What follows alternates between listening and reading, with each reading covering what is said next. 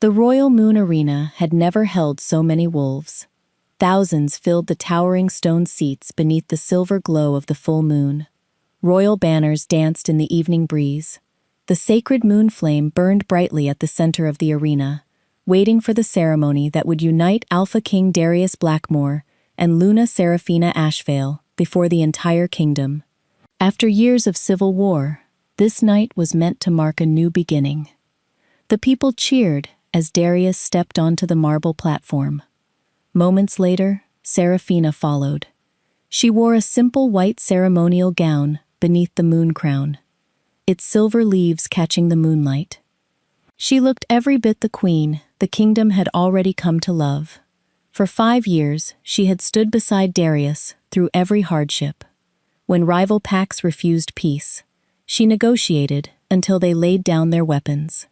When famine followed the war, she sold her family's inheritance to buy grain for starving villages. She opened orphan shelters with her own hands.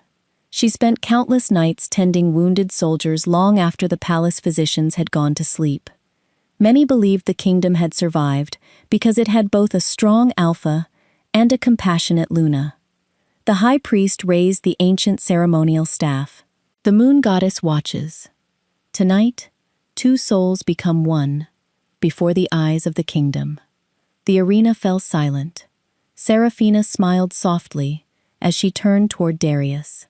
She had imagined this moment countless times. The moment they would complete the sacred bond they had already lived in spirit for years. Instead, Darius took one slow step backward. A murmur rippled through the crowd. Seraphina frowned slightly. Darius? His face remained unreadable. When he finally spoke, his voice carried across every corner of the arena. I reject Seraphina Ashvale as my Luna. The words struck like thunder. Gasps echoed through the crowd. The high priest's ceremonial staff slipped from his hands and crashed against the marble floor. The wolves guarding the moon temple threw back their heads and howled in disbelief. No Luna had ever been rejected during a moon coronation, not once in the kingdom's history. Seraphina stood perfectly still. Only the slight tightening of her fingers revealed the pain tearing through her heart. One of the royal nobles stepped forward, smiling with satisfaction. The decision they had demanded for months had finally arrived.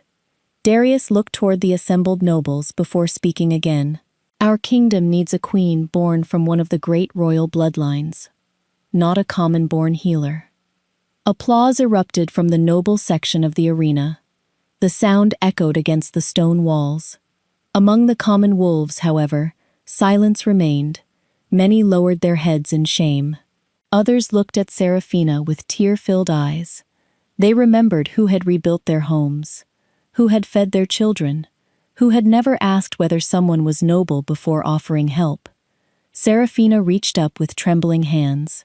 Slowly, she removed the moon crown resting upon her head. The silver leaves shimmered beneath the moonlight one final time. She walked toward the royal throne. Every footstep echoed through the silent arena. Carefully, she placed the crown upon the marble steps. Then she bowed with perfect grace. I pray your future queen serves this kingdom better than I did. Her voice never broke. She turned without another word.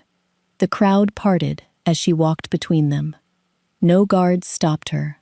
No noble called her back. Even Darius remained frozen upon the platform. The woman who had helped save his kingdom disappeared through the great arena gates completely alone. Behind her, the celebration never resumed.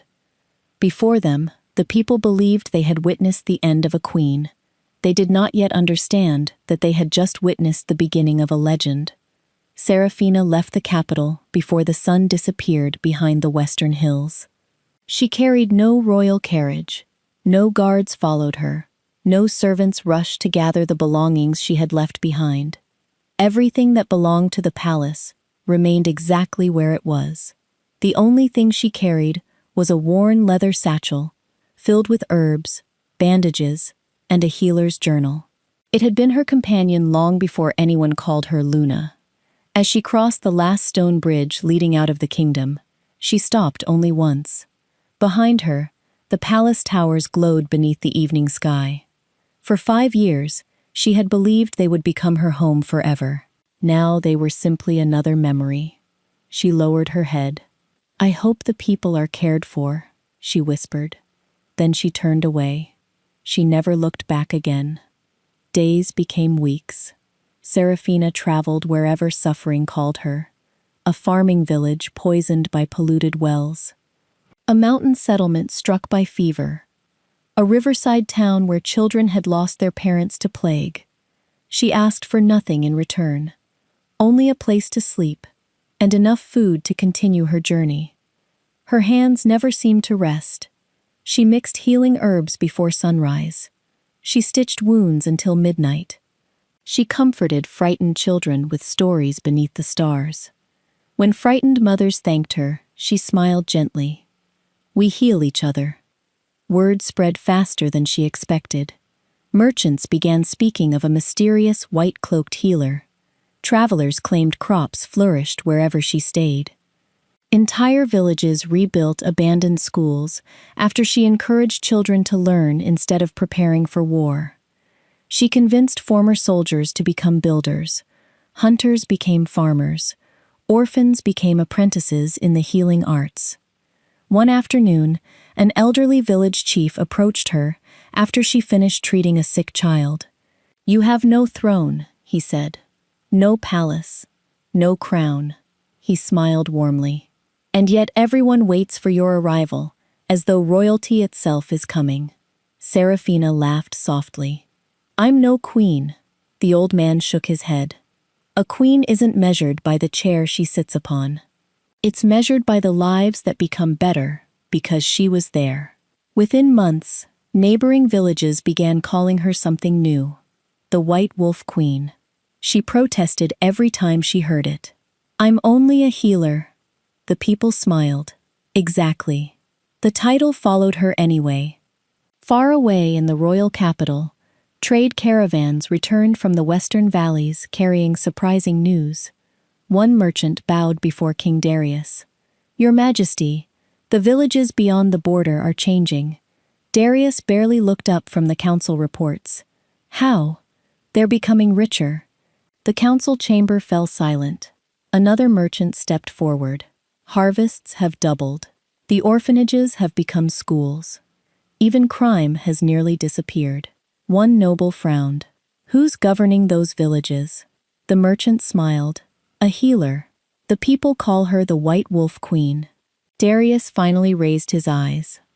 For a brief moment, he remembered Serafina kneeling beside wounded soldiers during the war. The memory disappeared as quickly as it came. He closed the report. Rumors grow larger with every journey. But the merchants exchanged uneasy glances. They had seen the truth with their own eyes. The woman the kingdom had cast aside was quietly accomplishing what armies and royal decrees never could. She wasn't building power. She was building hope. And without claiming a single throne, she was becoming the ruler people chose with their hearts. Autumn painted the mountains in gold when Serafina arrived at an abandoned monastery. It stood alone upon a rocky hillside, its stone walls cracked by time and years of neglect. The villagers avoided the place. They believed the old moon temple had been abandoned after the civil wars. Serafina saw something different. A sanctuary waiting to breathe again. She rolled up her sleeves. For weeks, she worked alongside volunteers from nearby villages. Broken roofs were repaired. Overgrown gardens were cleared. The ancient chapel was swept until moonlight once again reflected across its polished stone floor. One afternoon, while moving a fallen altar, the ground shifted beneath her feet. A section of the floor slid open with a deep rumble. A narrow staircase disappeared into darkness. The volunteers exchanged nervous glances. "No one has entered there for generations," one whispered. Serafina picked up a lantern. Then perhaps it's time. She descended slowly. The hidden chamber was untouched by time. Shelves filled with ancient scrolls lined the walls. Silver banners hung above carved stone statues of kings and queens whose faces had long vanished from history books. At the center of the chamber stood 3 elderly monks dressed in faded white robes. It was as though they had been waiting. The oldest stepped forward and bowed. "Welcome home, Princess Serafina." She stared at him in confusion. "I think you've mistaken me for someone else." The monk smiled gently. "No. It is history that has been mistaken." He led her to an ancient wooden table covered with faded records. One by one, he unfolded parchments bearing royal seals older than the kingdom itself. The Silver Crown dynasty united every werewolf kingdom centuries ago.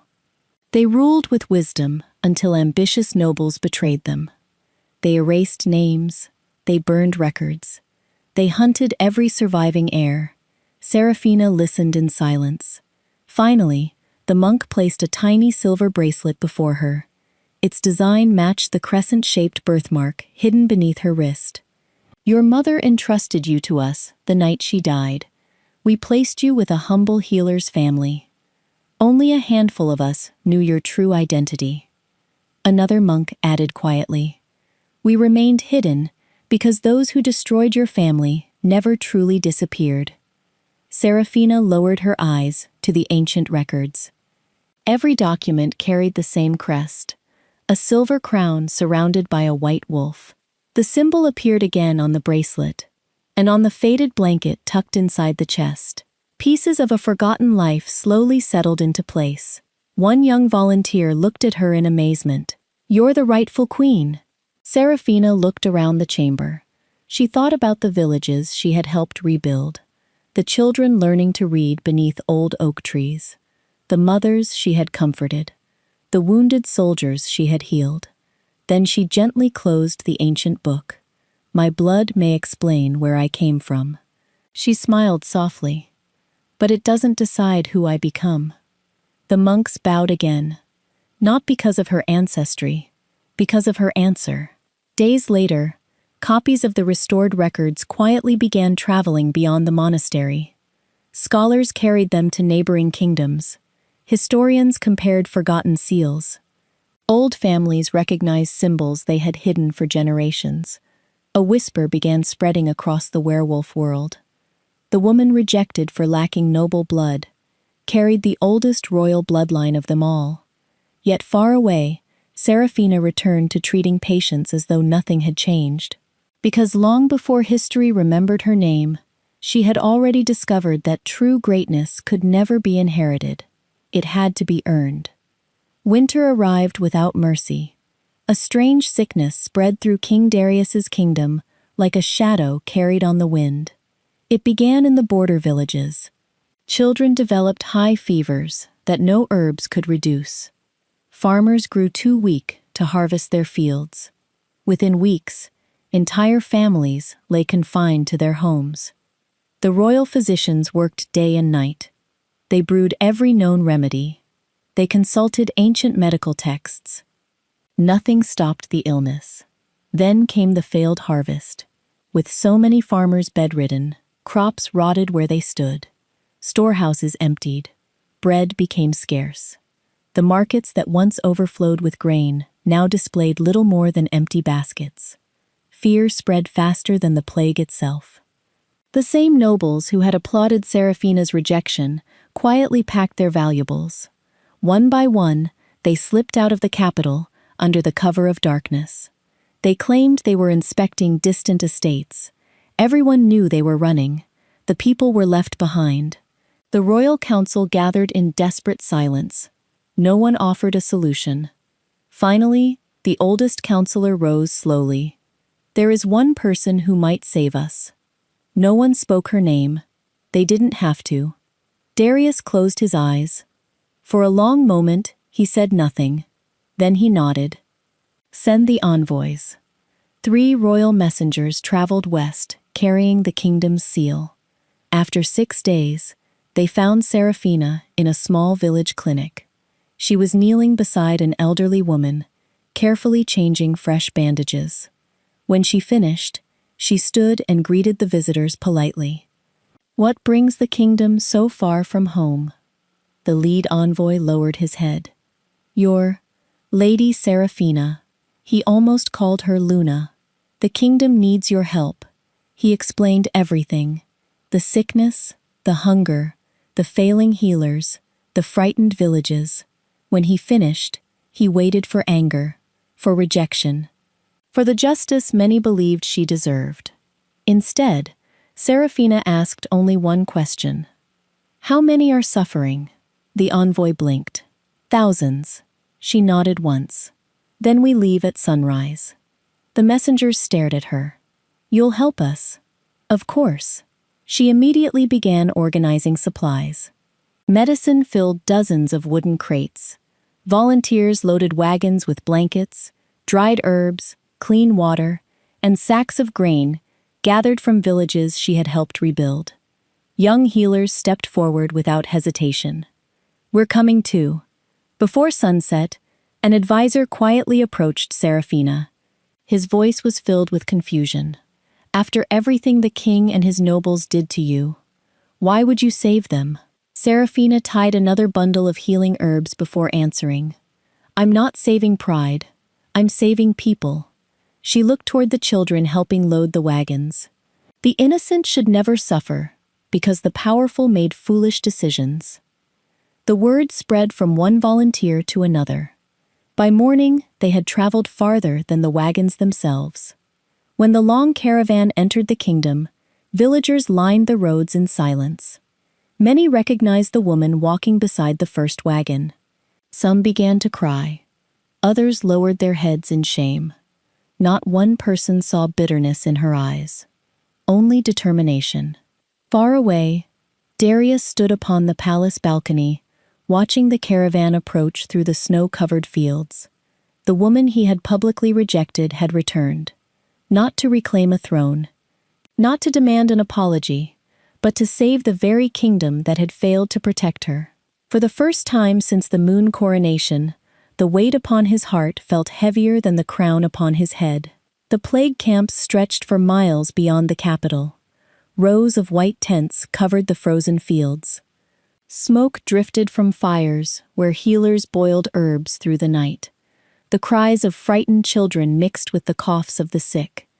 King Darius stood at the edge of the camp wearing a plain traveler's cloak. No royal crest marked his clothing. No guards surrounded him. Only his oldest advisor knew where he had gone. I need to see the truth, Darius had said before leaving the palace. And I need to see it with my own eyes. He walked quietly through the camp. Volunteers hurried past, carrying blankets and bowls of steaming broth. No one recognized their king. Then he saw her. Seraphina knelt beside a little boy whose fever had finally begun to break. She gently brushed damp hair away from his forehead. You've been very brave, she whispered. The child smiled weakly. Will I get to play again? You will. And when you do, don't forget to make your mother laugh. The boy nodded sleepily. Seraphina smiled before moving to the next patient. She never stopped. She carried water for an elderly man whose hands shook too badly to hold a cup. She cleaned the wounds of soldiers who had once fought beneath Darius's banner. Not one of them was turned away. Not one was asked whose side they had served during the war. To Seraphina, they were simply people who needed help. Darius watched for hours. He remembered the nobles who had applauded while she walked alone from the moon arena. Now those same nobles hid inside their distant estates. Yet the woman they had called unworthy stood in the cold from sunrise until long after darkness fell. An elderly nun approached him, carrying a basket of fresh bread. You've been watching her all day. Darius accepted a loaf with quiet thanks. I have. The nun smiled knowingly. Do you know why everyone follows her? He slowly shook his head. They don't follow because she gives orders. The old woman looked toward Seraphina, who was laughing softly as she wrapped a scarf around a shivering child. They follow because she makes every person feel like they matter. Darius remained silent. The nun continued. When she enters a room, no one feels invisible. When she speaks, Even the poorest farmer believes his life has value. She turned back to him. That is what a queen truly does. Those words settled heavily upon his heart. He thought about the moon coronation. He had chosen noble blood over noble character. He had listened to titles instead of actions. He had mistaken birth for greatness. Across the camp, Serafina noticed a volunteer struggling to lift a heavy crate of medicine. Without hesitation, she crossed the muddy ground and helped carry it herself. No one had asked her. She simply saw the need. Darius lowered his eyes. The greatest queen in the kingdom wore no crown. She commanded no throne. Yet thousands trusted her more completely than they trusted their own king. As evening settled over the camp, he quietly turned to leave.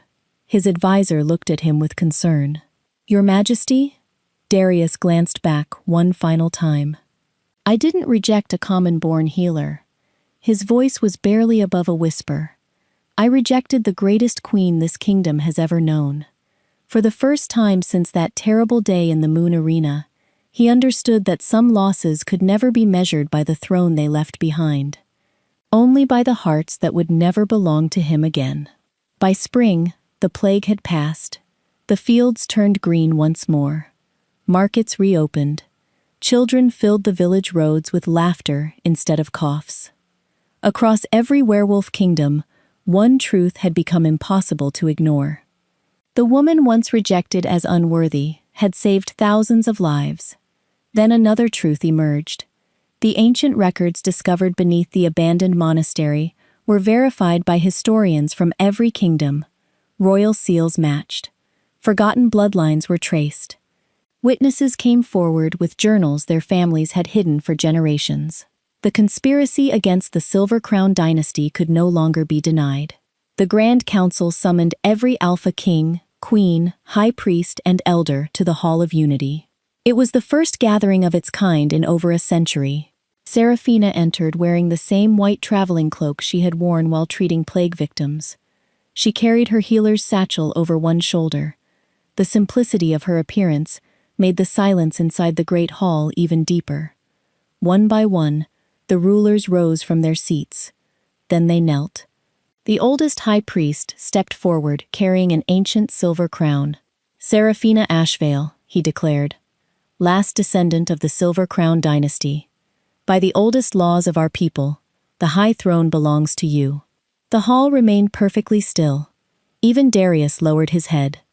The crown was placed upon a velvet cushion before her. No one doubted her claim. No one questioned her worth. Every eye waited for her answer. Serafina looked around the chamber.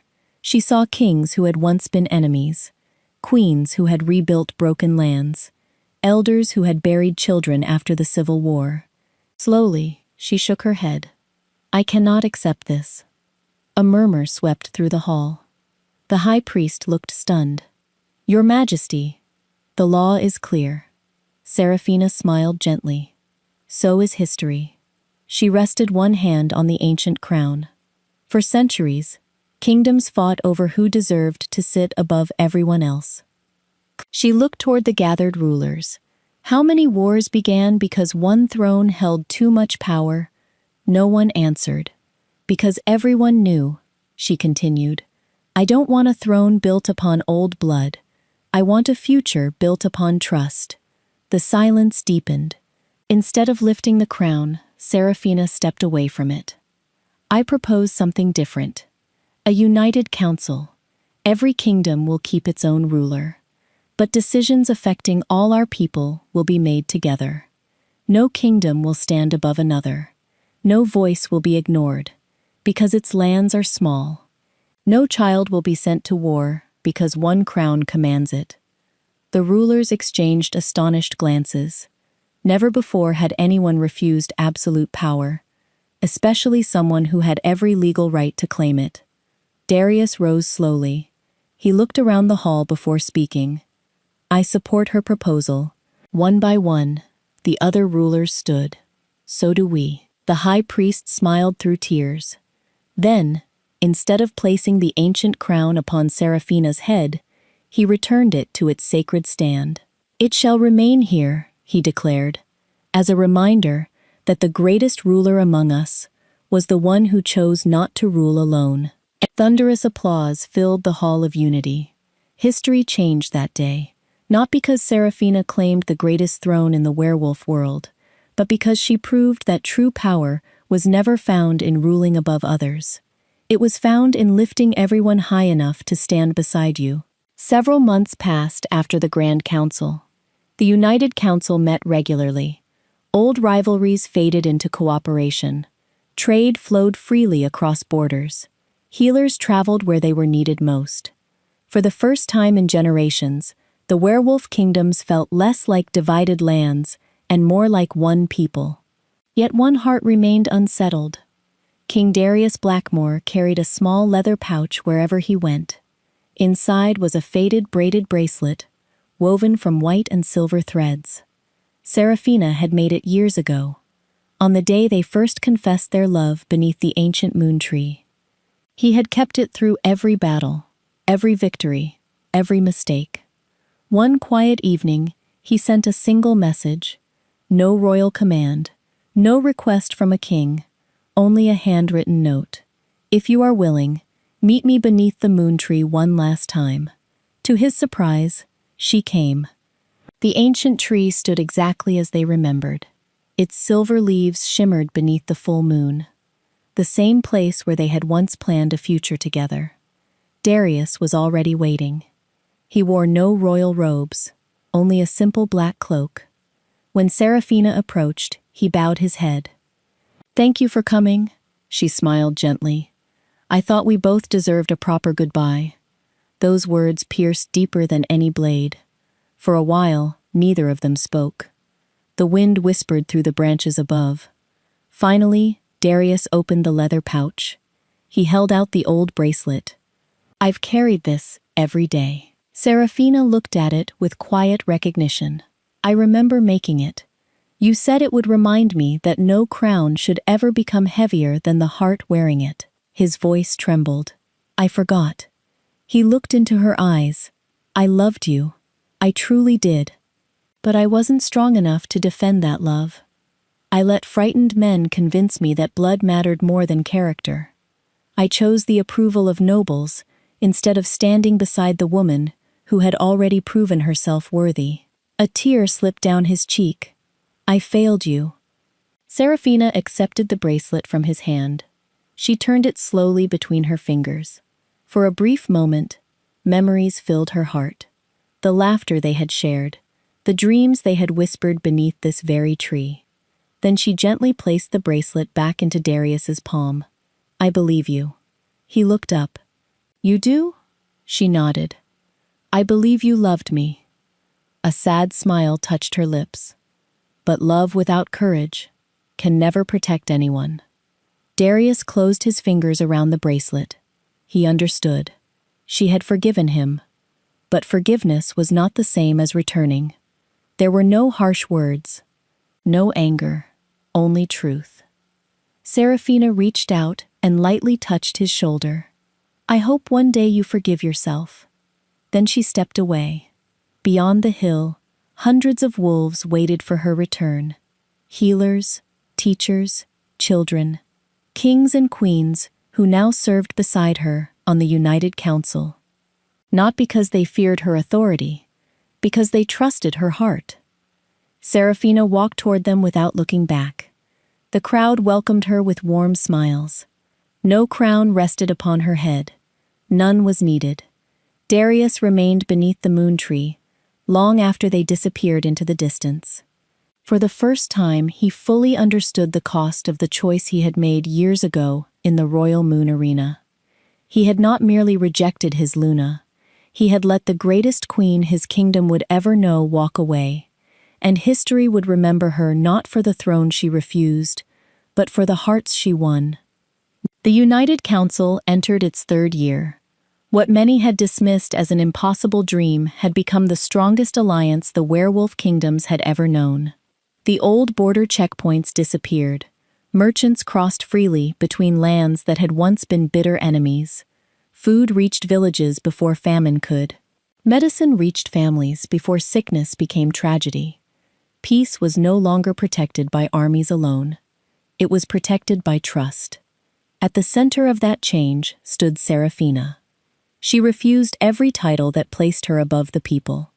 Whenever the council gathered, she sat at the same round table as every other ruler. There was no high throne, no elevated platform, no chair carved with gold. Only equals.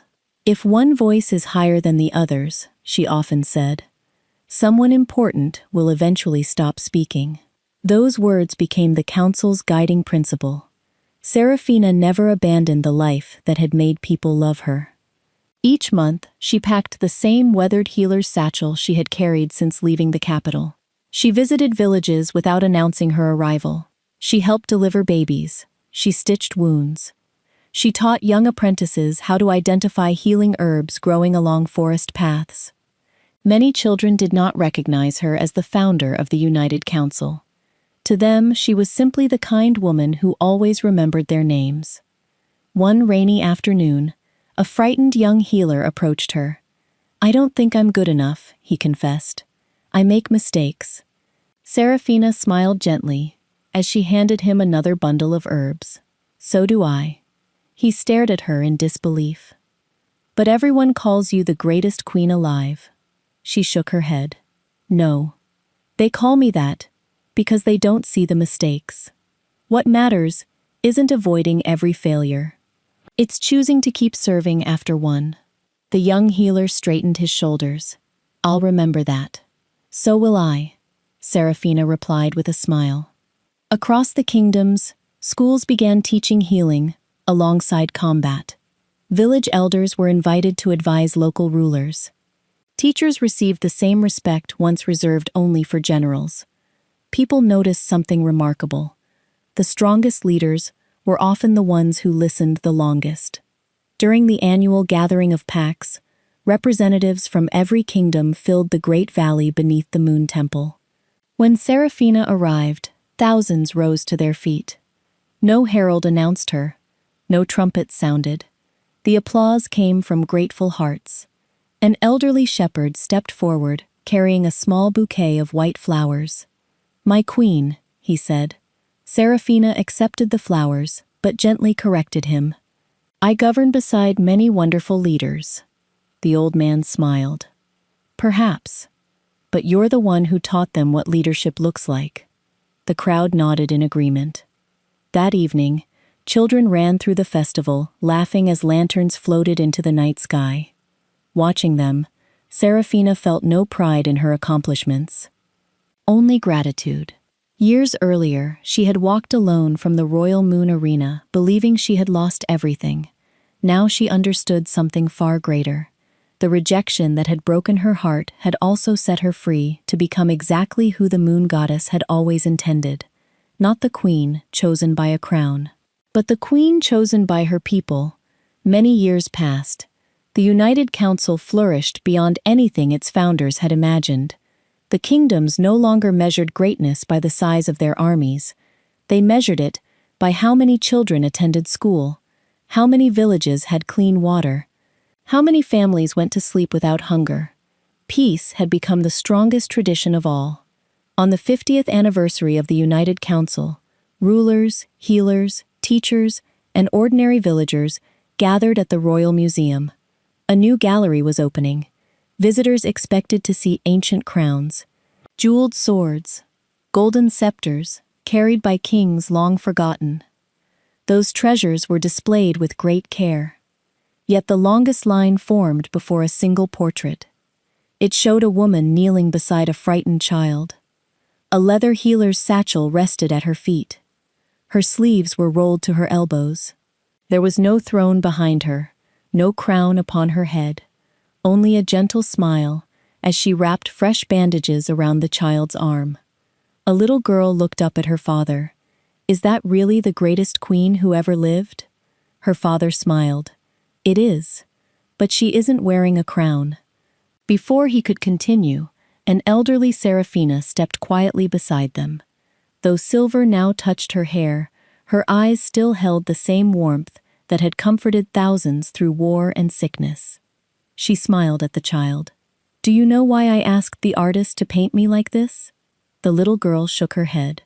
Because this is where I learned what being a queen truly meant.